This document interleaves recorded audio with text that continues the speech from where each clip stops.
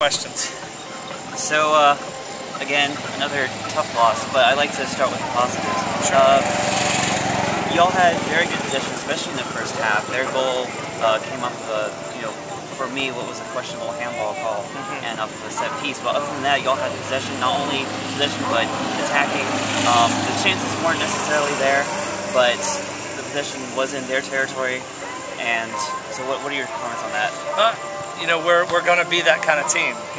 We don't necessarily have the legs to outrun a team like Wake Forest. They're organized, they're athletic, so we've got to find ways to play around them. And I thought in the first half we created, again, early on, a couple good chances to score goals, but there's no finished product.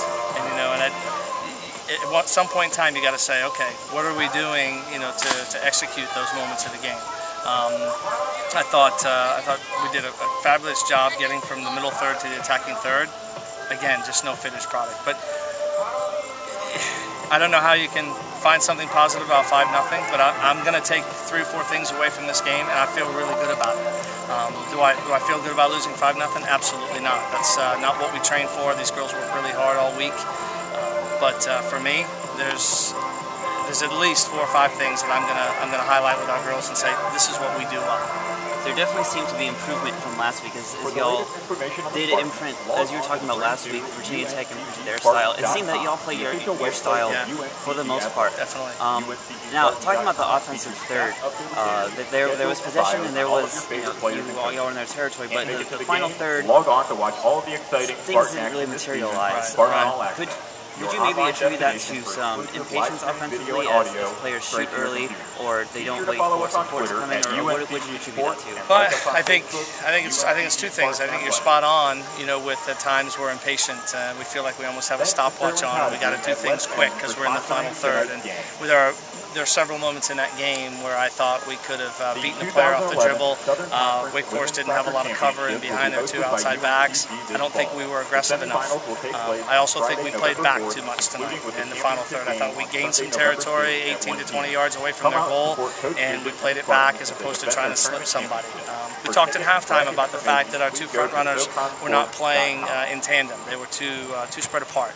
And once we made that correction, I thought, we started to do some things when they could actually play with each other. But we still, at the end of the day, we've got to find that personality player, and we did. She was there a few times tonight in a spot to shoot and score a goal. We didn't execute. In the first half, you did a good job of marking their star forward, number 12, Stengel. Sure. But in the second half, that kind of went away. Some of the marking wasn't quite there on her goals. Plus, she had some excellent finishes. What are your thoughts about that? Katie Stengel's as good as they come.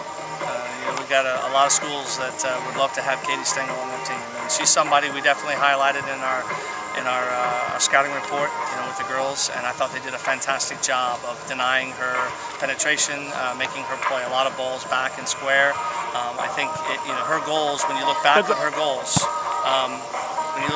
goals, you're going to see that it's things where she does it really well. She's in the box, the service comes in, she gets off the defender for that split second and finds a way to score. That's the player, if you can neutralize her and make them try to find it from somewhere else, we have a chance to beat Wake Forest. But unfortunately tonight we didn't do that. Kat Barnaco, she's listed as a defender, but today she played a very advanced position, and she seemed to create a lot of chances and a lot of possession for you guys.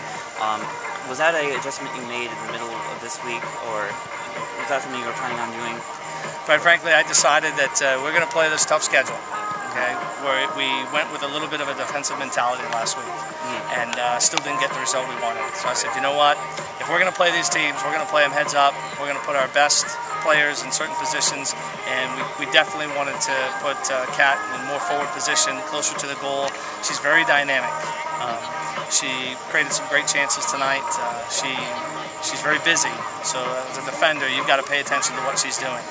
I think we're going to be our better team when she's as closer to goal as she can possibly be.